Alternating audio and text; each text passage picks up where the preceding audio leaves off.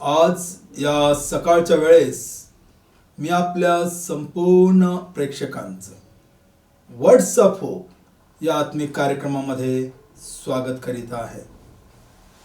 जिवंत परमेश्वराच्या नावाला धन्यवाद असो, त्याची स्तुती असो, कारण त्याच परमेश्वराच्या द्वारे आज तुम्ही आणि मी भूतलावर जिवंत आहोत. ही फक्त त्याची कृपा आणि दया आहे. आणि जो आमचा महान पिता परमेश्वर आहे, तो सत्य सांगणारा आहे, सत्य बोलणारा आहे आणि सत्यामध्ये वागणाऱ्या लोकांना आशीर्वादित करणारा पिता परमेश्वर आहे. आणि म्हणून जे वचन या वर्ड्स ऑफ होप कार्यक्रमाच्या द्वारे तुमच्यापर्यंत पोहोचविल्या जातात ती सर्वच्या सर्व सत्यवचन आहेत. बायबल हे सत्यवचन आहे, खरं वचन आहे. त्यामध्ये कसल्याच प्रकारचा दांभिकपणा, त्यामध्ये कसल्याच प्रकारचा खोटाडेपणा किंवा रंजकपणा किंवा मनगढंत कहाण्या या बायबलमध्ये कोठेच आढळून येत नाही. सर्वच्या सर्व वचनं जी आहेत ती खरेखुरे आणि सत्य आहेत. त्याची पडताळणी बायबलच्या शत्रूंनी सुद्धा अनेक वेळेस केली आणि त्यांनी स्वतः कबूल केलं की बायबल हे एकमेव सत्य वचन आहे. लक्षात घ्या. आणि या सत्य वचनामधून विशेष प्रकारे आपण आशीर्वादित वचनांचा अभ्यास करीत असतो आणि त्याद्वारे परमेश्वर तुम्हाला आणि मला मार्गदर्शन करतो. एवढंच नाही तर तो तुम्हाला आणि मला सर्व प्रकारे संपन्न आणि आशीर्वादित करतो. त्याबद्दल त्याच्याच नावाला धन्यवाद असो. आपण प्रार्थना करूया आणि आजच्या विषयाकडे आपलं लक्ष केंद्रित होण्यासाठी त्याची सहाय्य, त्याची मदत आपण मागणार आहोत. आपण प्रार्थना करू. स्वर्गीय महान परमेश्वरा, मी तुझ्या नावाला धन्यवाद देतो, तुझी स्तुती करतो. आजचा विषय संपूर्ण प्रेक्षकांना समजण्यासाठी सहाय्य कर. तुझी कृपा दयापूर्व परमेश्वरा, योग्य अशा प्रकारे परमेश्वरा शब्द माझ्या मुखामध्ये दे. तुझ्या वचनाच्या द्वारे तू मला आशीर्वादित कर आणि ती वचनं प्रभू इतरांना सांगण्यासाठी तू मला विशेष प्रकारे प्रोत्साहित कर. हीच माझी विनंती आणि प्रार्थना आहे. जितकेही प्रेक्षक या कार्यक्रमामध्ये जोडल्या गेलेले आहे प्रत्येकाला तुझ्या हातामध्ये घे आणि तुझी कृपा दया त्यांना पुरव. जर कोणी आजारी असेल त्यांना स्पर्श कर, आरोग्य दे परमेश्वरा. आणि आजच्या विषयामध्ये प्रत्येकाला परमेश्वरा तू ज्ञान, बुद्धी आणि चातुर्य दे आणि योग्य वागण्यासाठी सहाय्य कर. हीच माझी विनंती आहे. आमचा धन्य तारणारा प्रभू येशू, याच्याच द्वारे ही प्रार्थना केली म्हणून तो आहे. आमेन. आजच्या आपल्या धड्याचं शीर्षक आहे खोटे बोलू नका. ते आपल्या टीव्हीवर आलेलं आहे. हेडिंग आलेला आहे, शीर्षक आलेला आहे, डू नॉट लाय. खोटे बोलू नका. खोटे काय आहे हे तुम्हाला आणि मला सर्व माहित आहे की जी गोष्ट सत्य नाही, खरी नाही, पण ती लिहिल्या जाते किंवा बोलल्या जाते आणि ती प्रचारामध्ये आणल्या जाते, ती गोष्ट जी आहे ती खोटी आहे. म्हणजे याचा अर्थ आम्हाला माहित आहे की हे खरं नाही आहे, तरी आम्ही जर त्या प्रकारे लिहितो किंवा बोलतो तर ते खोटं आहे. आणि बायबल स्पष्टपणे सांगतं की जितकेही प्रभूचे लोक आहेत त्यांनी कधीच खोटं बोलू नये, खोटाडेपणा करू नये. हा बायबलचा विषय आहे आणि ही देवाची आज्ञा आहे की मनुष्याने खोटं बोलू नये. आता जगामध्ये जितकेही व्यवहार आहेत, क्षेत्र आहेत, सर्व क्षेत्र, सर्व कार्यासंबंधी, आणि लोक अशा प्रकारे विचार करतात की थोडं बहुत चालून जातं, करावं लागतं, तसं केल्याशिवाय बिझनेस होत नाही. आणि मग ही एक प्रथा पडलेली आहे. जितकं खोटं बोलाल तितकं जास्त प्रसिद्धी मिळते, अशा प्रकारे लोकांना वाटतं आणि लोक तशा प्रकारे करतात. आज टीव्हीवर पेपरमध्ये अनेक अशा जाहिराती आहेत की ज्यांचं जर आम्ही खरेपणा जर आम्ही पडताळला तर फार कमी प्रमाणामध्ये आढळून येईल, पण जी काही ॲडव्हर्टाइजमेंट आहे ती पुष्कळशा वेळेस खोटेपणावर आधारित असते, हे आम्हाला दिसून येतं. खोटेपणावर आधारित असते. आणि आताच या काळामध्ये एक फार मोठी कंपनी आमच्या भारत देशामध्ये जिची सुरुवात झाली, तिच्या संस्थापकांना आणि जे मुख्य अधिकारी आहेत त्यांना माफी मागण्याची वेळ आली, कारण त्यांनी काही गोष्टी अवास्तव लोकांच्या समोर जाहीर केल्या आणि सांगितलं की आमच्याच वस्तू सर्व काही आजार बरे करू शकतात, निरोगीपणा देऊ शकतात आणि या आजारावर आमच्याच वस्तूंचा फार मोठा प्रभाव होऊ शकतो. आणि मग जेव्हा ही गोष्ट लक्षात आली त्यावेळेस त्यांच्यावर कारवाई करण्यासाठी त्या ठिकाणी सांगण्यात आलं. त्यावेळेस त्यांनी माफी मागितलेली आहे, कारण खोट्या गोष्टी फार मोठ्या प्रमाणामध्ये फार धैर्याने लोकांच्या समोर सांगण्यात येतात आणि लोक बळी पडत आहेत. त्याचप्रमाणे आम्हाला माहित आहे की ज्या अफवा आहेत, अफवा म्हणजे खोटी गोष्टींची अफवा, ती इतकी भयंकर रीतीने वाढते की अनेकांना आपला जीव गमवावा लागतो अफवेपोटी. आणि म्हणून स्थानिक सरकार किंवा देशामध्ये अशा प्रकारे जाहीर केलं जातं की कोणीही अफवा पसरू नका. अफवा पसरविणाऱ्यांना अशा प्रकारे दंड केला जाईल किंवा शिक्षा होईल अशा प्रकारे सांगण्यात येतं. पण खोट्या गोष्टींच्या अफवा ज्या आहेत त्या भयंकर रीतीने वाढतात आणि अनेकांना आपला जीव गमवावा लागतो, हे तुम्हाला आणि मला माहित आहे. आणि म्हणून परमेश्वराने, बायबलच्या देवाने, तुमच्या आणि माझ्या निर्माणकर्त्याने हे पहिलेच आम्हाला सांगितले आहे की मानवाने खोटं बोलू नये, कारण खोटं बोलण्यामुळे काय भयंकर परिणाम होतो हे देवाला माहित आहे. आणि म्हणून त्याने मानवाला सांगितलेलं आहे की तुम्ही खोटे बोलू नका.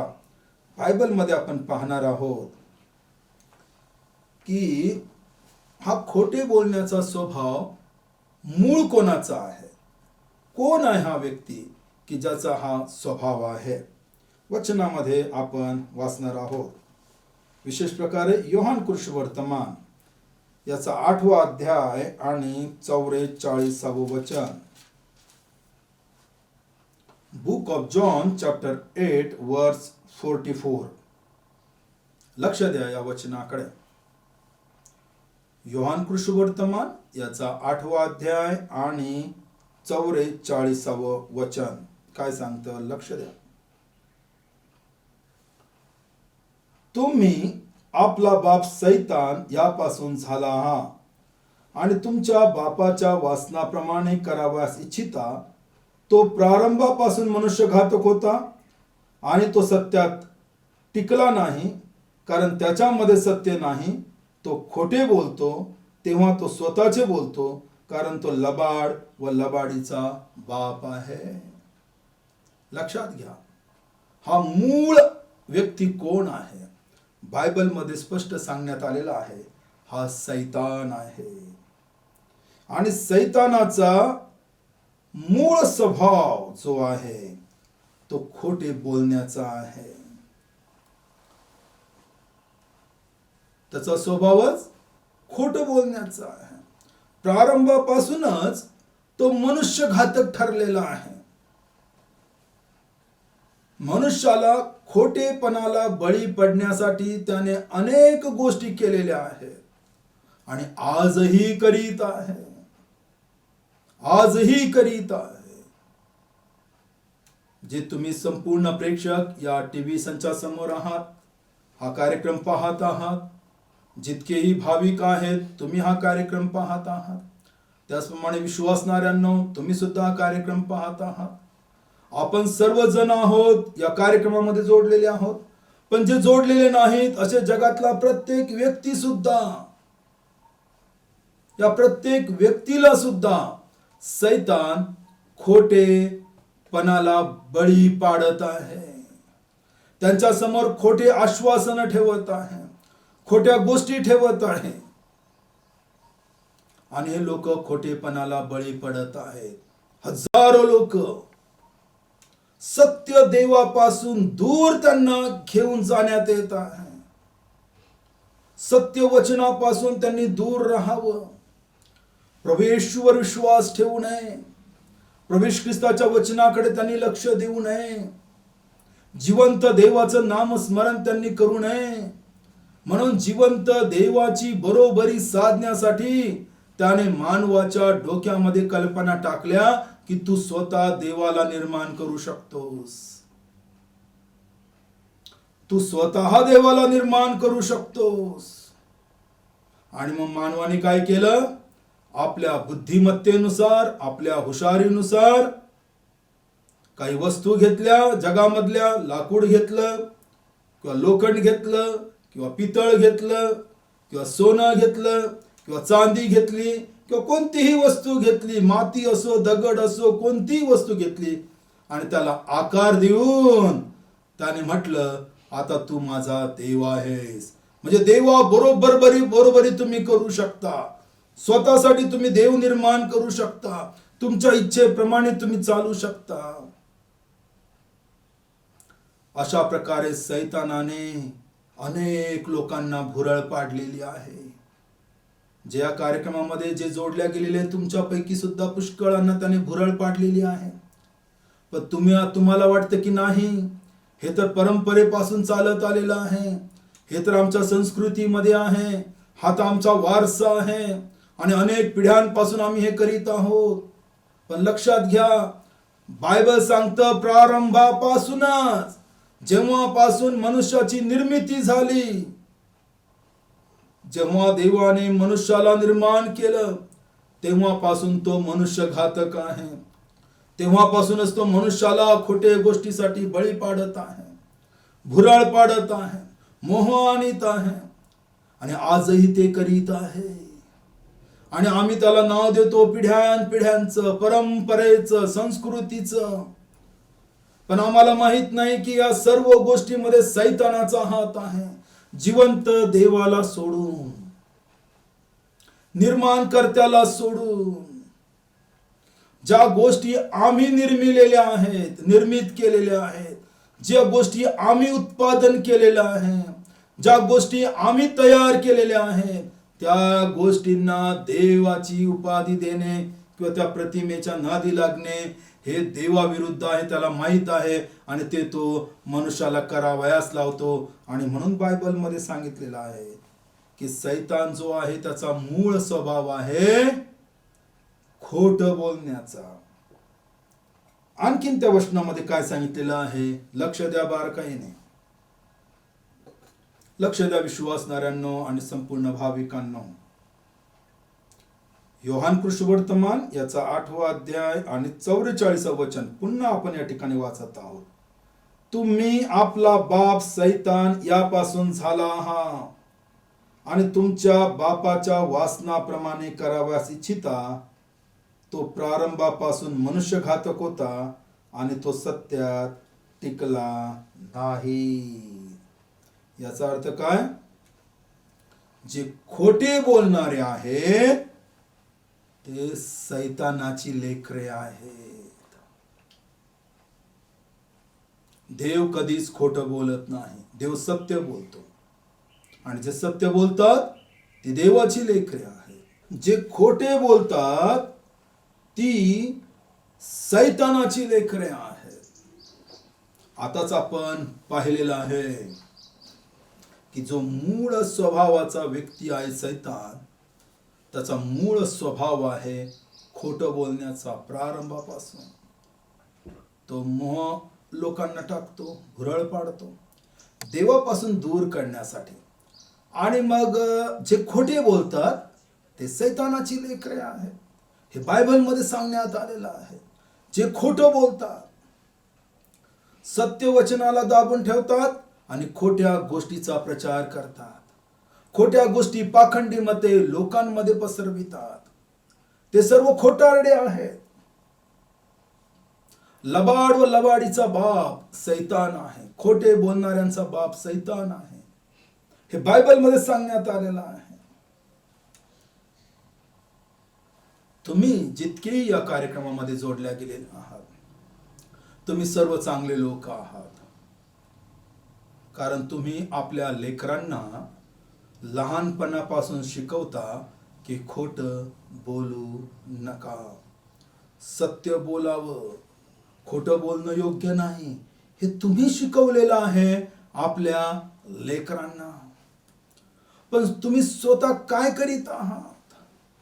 तुम्ही असं काय करीत आहात की ज्या गोष्टी तुम्ही करता त्याला तुम्ही जगाची रीत म्हणता, जगा त्या गोष्टीमध्ये आम्हाला करावं लागतं म्हणून म्हणता. याचा अर्थ काय आहे की आपण आपोआप सैतानाचे होऊन जातो. जरी आम्ही जगाच्या गोष्टी बरोबरी करायचा प्रयत्न केला तर याचा अर्थ असा आहे की आम्ही सैतानाचे होऊन जातो.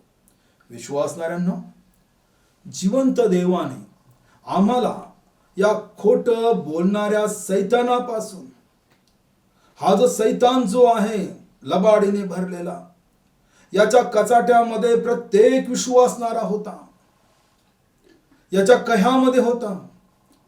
सैतानाचा सर्व आज्ञा पालन करणारा तो होता. म्हणजे प्रत्येक विश्वासणारा पापामध्ये होता, वासनेमध्ये होता, सर्व प्रकारच्या खोट्या गोष्टीमध्ये गुरफटलेला होता. पण देवाची कृपा दया प्रत्येक विश्वासणाऱ्यांवर झाली आणि प्रभू ख्रिस्ताच्या रक्ताच्या द्वारे खंडणी भरून देवाने आम्हाला सोडवलं. संपूर्ण विश्वासणाऱ्यांना या खोटं बोलणाऱ्या सैतानापासून, आम्ही सैतानाची लेकरे होतो पण आता आम्ही जिवंत देवाची लेकरे आहोत. आम्ही आता सत्यवचनामध्ये चालणारी देवाची लेकरे आहोत. सत्यवचन बोलणारा देवबाप त्याची आम्ही लेकरे आहोत. मग आता आम्ही पुन्हा सैतानासोबत जाऊन आमची सहभागिता करू नये किंवा त्या कृत्यांना आपण समर्थन देऊ नये ज्यामधून देवाने आम्हाला बाहेर काढलेलं आहे. त्या घाणीमधून, त्या घाणेरड्या अवस्थेमधून, त्या पापामधून परमेश्वराने प्रत्येक प्रभू येशू ख्रिस्तावर विश्वास ठेवणाऱ्या व्यक्तीला बाहेर काढलेला आहे. आता त्याने खोटं बोलू नये सैतानासारखं, असं देवाचं वचन आहे. आणि म्हणून बायबलमध्ये सांगण्यात आलेलं आहे, स्वतः देवाचं वचन तुम्हाला आणि मला सांगतं, हो असेल तर हो, नाही असेल तर नाही म्हणा. उगीच त्या गोष्टीला दाबण्यासाठी कोणतीच गोष्ट खोटं तुम्ही बोलू नका. जगामध्ये सुद्धा अशा प्रकारचे अनेक लोकांचं आम्हाला सांगणं असतं, बोलणं असतं, विचार असतात, तत्वज्ञान असतं की एक खोटं लपवण्यासाठी 100 खोटं बोलावं लागतं. आणि सत्य बोललो तर त्याचा परिणाम आम्हाला दिसून येईल, पण आम्हाला त्या ठिकाणी प्रत्येक वेळेस खोटं बोलण्याची गरज पडणार नाही. खोटं बोलू शकणार नाही आम्ही, कारण सत्य आमच्या मुखाच्या द्वारे बाहेर पडेल. आणि कशीही परिस्थिती असो, प्रत्येक विश्वासणाऱ्यांनी सदैव सत्य बोलावं, हेच देवाचं वचन आम्हाला सांगत आहे. आता सर्वात महत्वाचं आहे की देवाने आम्हाला हे का सांगितलेलं आहे. फक्त यासाठी की आमचे व्यवहार योग्य असावेत, आम्ही थोडंसं वेगळं जीवन जगावं, आणि आम्ही शाळेमध्ये आम्हाला शिकवलं जातं म्हणून तशा प्रकारे देवाने आम्हाला शिकवलेलं आहे. आणि कालांतराने मग या गोष्टीला काही महत्त्व राहत नाही, मग आपण आमच्या बुद्धीप्रमाणे विचार करावा. जिथं कॉम्प्रोमाइज करायची तिथे कॉम्प्रोमाइज करायची, जिथं सत्य बोलायचं तिथं सत्य बोलायचं, जिथं खोटं बोलायचं तिथं खोटं बोलायचं, आणि जगामधलं आपला दिनक्रम चालू राहू द्यायचा. ही एक साधारण आज्ञा आहे. फक्त मानवाने योग्य चालावं, मानवाने योग्य जीवन जगावं, मानवाने जीवनामध्ये शांतता बाळगावी म्हणून देवाने सांगितलेलं आहे काय? नाही. प्रत्येक आज्ञा देवाने जी सांगितलेली आहे त्याचा सार्वकालिक परिणाम होणार आहे, त्यासाठी प्रभूने सांगितलेली आहे. जे खोटे बोलणारे आहेत, म्हणजे खोटं बोलणारा सैतान आणि सैतानाची लेकरं जे खोटे बोलत आहेत, त्यांचा परिणाम काय होणार आहे हे पहिलेच बायबलमध्ये देवाने सांगितलेलं आहे. त्या नाशापासून, त्या नरकापासून, त्या सार्वकालिक अग्नीपासून वाचवण्यासाठी देवाने आणि प्रभू येशू ख्रिस्ताने पहिलेच आम्हाला चेतावणी दिलेली आहे, आज्ञा दिलेली आहे की देवाच्या लेकरांनी कधीच खोटं बोलू नये. कोणतीही परिस्थिती असो, कोणताही परिणाम होण्याचं त्या ठिकाणी शक्यता असो, तशाही परिस्थितीमध्ये कोणत्याही विश्वासणाऱ्यांनी खोटं बोलू नये. आणि त्याला समर्थन म्हणून आपण कोणतीही उदाहरणं घेऊ नये. देवाने जर सांगितलेलं आहे की खोटं बोलणारा आणि तशा प्रकारची अफवा पसरविणारा आणि तशा प्रकारची पाखंडी मते लोकांमध्ये पसरविणारा जो आहे तो सैतान आहे आणि त्याची लेकरं हे कार्य करीत आहेत, तर त्यांचा काय परिणाम होणार आहे हे बायबल सांगत आहे. कारण दैनंदिन जीवनामध्ये आम्ही खोटं बोलतो आणि मग देवाच्या वचनामध्ये सुद्धा आम्ही खोटेपणाची पेरणी करून लोकांना चुकीच्या गोष्टी सांगू शकतो किंवा अनेकांना देवाच्या वचनापासून दूर जाण्यासाठी भाग पाडू शकतो, खोटेपणाच्या गोष्टी लोकांच्या अंतःकरणामध्ये टाकून, लोकांना चुकीचे गोष्टी त्या ठिकाणी त्यांच्या अंतःकरणामध्ये टाकून, देवाबद्दल वेगळंच काहीतरी विचार लोकांच्या मनामध्ये आणून लोकांना त्या ठिकाणी फसवण्याचं काम जे लोक करतात ते सैतानाची लेकरे आहेत. सैतान आणि त्याचे लेकरं म्हणजे खोटं, जो मूळ स्वभाव खोटं बोलण्याचा जो आहे सैतान, आणि जे खोटे बोलतात ती त्याची लेकरे आहेत. त्यांचा परिणाम बायबलमध्ये सांगितलेला आहे, पण तो वाचणार आहोत. प्रकटीकरण याचा 21वा अध्याय, लक्ष द्या या वचनाकडे.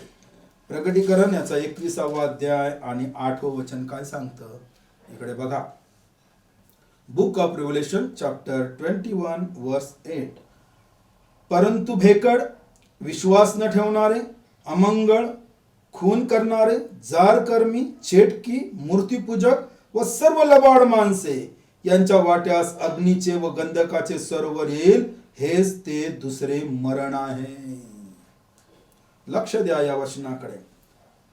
अमंगळ, खून करणारे, जारकर्मी, चेटकी, मूर्तीपूजक यांना देवाच्या राज्यामध्ये वतन नाही आहे. आणि बायबल सांगतं त्यांच्या वाट्यास अग्नीचे व गंधकाचे सरोवर येईल. जे देवाला सोडून इतर गोष्टींच्या नादी लागलेले आहेत, प्रतिमेच्या नादी लागलेले आहेत, मनुष्याच्या नादी लागलेले आहेत, मनुष्याला ज्यांनी देव मानलेला आहे त्याच्या समोर लोटांगण घालीत आहेत, भोंदू लोकांच्या नादी लागलेले आहेत, अंधश्रद्धेच्या बळी पडलेले आहेत. या सर्व लोकांचा परिणाम इथे सांगण्यात आलेला आहे. पण कधी कधी आम्हाला वाटतं की लबाड बोलणं, खोटं बोलणं हा माणसाचा स्वभाव आहे, तो बोलत असतो. नाही, हा माणसाचा स्वभाव नाही, सैतानाचा स्वभाव आहे. तो मनुष्याने आपल्यामध्ये घेतलेला आहे आणि मनुष्याला वाटतं की तो आता माझा स्वभाव आहे. नाही, म्हणून देवाने म्हटलं की तुमचा जन्म सैतानापासून आहे, कारण सैतान तुमचा बाप आहे. जर तुम्ही तशा प्रकारचे स्वभावाचे लोक असाल तर. आणि म्हणून बायबलमध्ये सांगितले की सर्व लबाड माणसे यांच्या वाट्यास अग्नीचे व गंधकाचे सरोवर येईल, हेच ते दुसरे मरण आहे. सर्व माणसं, सर्व लबाड बोलणारे लोक, जे देवाविरुद्ध बोलतात, जे प्रभू येशू ख्रिस्ताविरुद्ध बोलतात, जे प्रभू येशू ख्रिस्ताचं प्रभुत्व स्वीकारित नाही, देव जो निर्माण करता आहे त्याला सन्मान देत नाही, जे प्रभू येशू ख्रिस्ताची सुवार्ता मानित नाही, जे लबाडीवर विश्वास ठेवतात व लबाड बोलतात, त्यांच्या वाट्यास अग्नीचे व गंधकाचे सरोवर येईल, हेच दुसरे मरण आहे, सार्वकालिक मरण. काही लोक जे प्रभू येशू ख्रिस्ताने सांगितलं नाही, जे देवाने आज्ञापिलं नाही, ते लोकांना करावयास भाग पाडतात.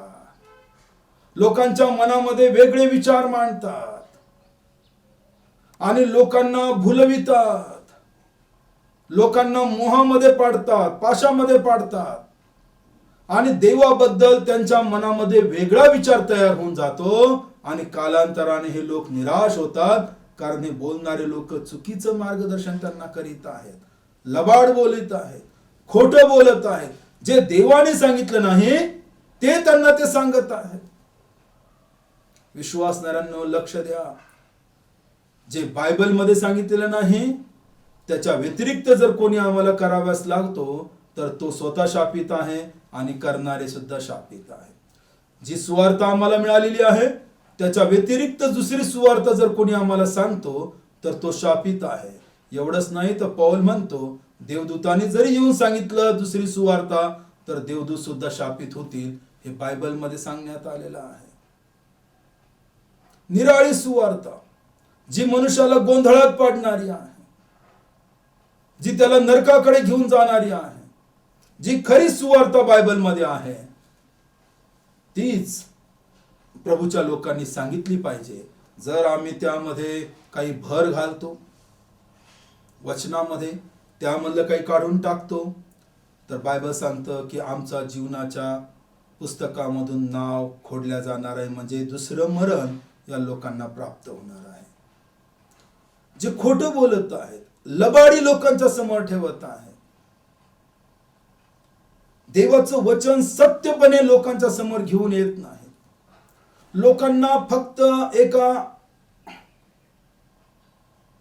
कोणत्या तरी विश्वामध्ये लोकांना गुरफटून टाकलेला आहे.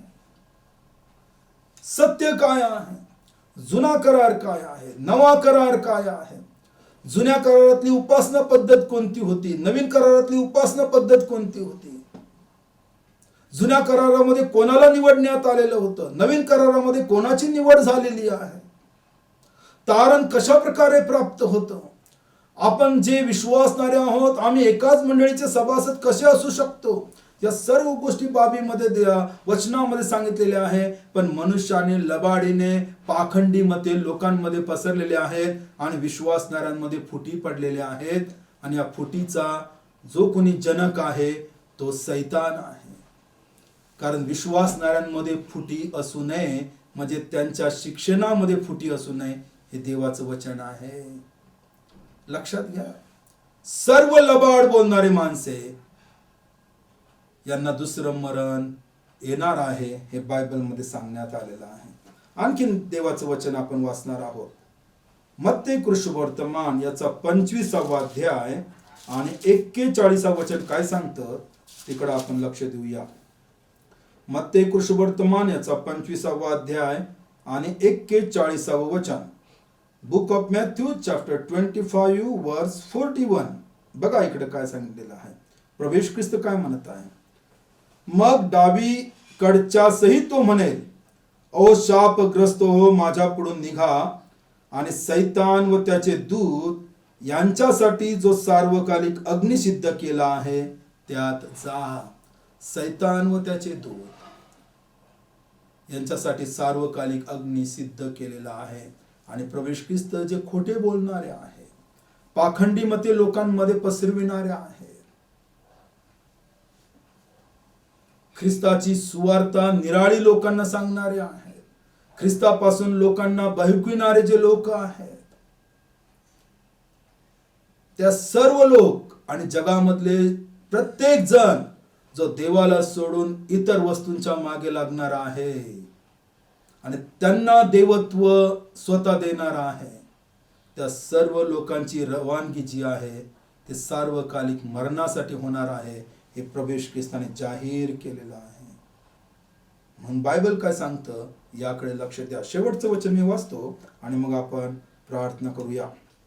विशेष प्रकारे पवित्र शास्त्रामध्ये इपिस्करास पत्र आहे, त्यामधलं एक वचन मी वाचतो आणि आपण प्रार्थना करूया. इपिस्करास पत्र याचा 4था अध्याय आणि 25 वचन काय सांगतं बघा. इपिस्करास पत्र 4था अध्याय 25 वचन. बुक ऑफ इफिसियन्स चॅप्टर 4 वर्स 25. म्हणून लबाडी सोडून देऊन तुम्ही प्रत्येक जण आपापल्या शेजाऱ्याबरोबर खरे बोला, कारण आपण एकमेकांचे अवयव आहोत.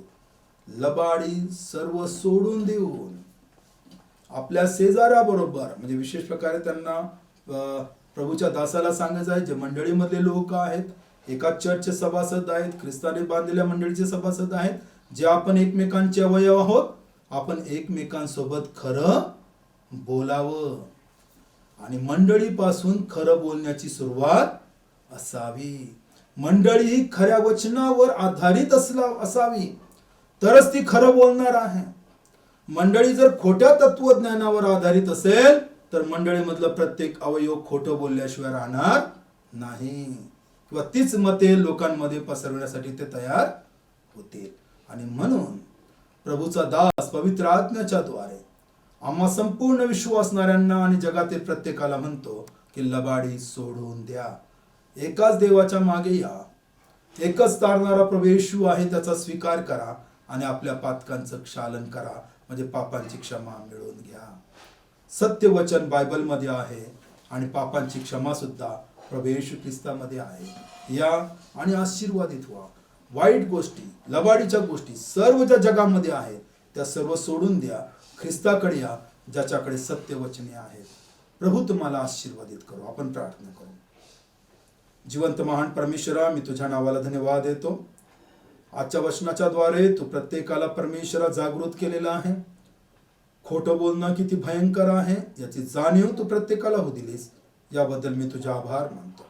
सत्य बोलण्यासाठी प्रत्येकाला तू आशीर्वादित कर.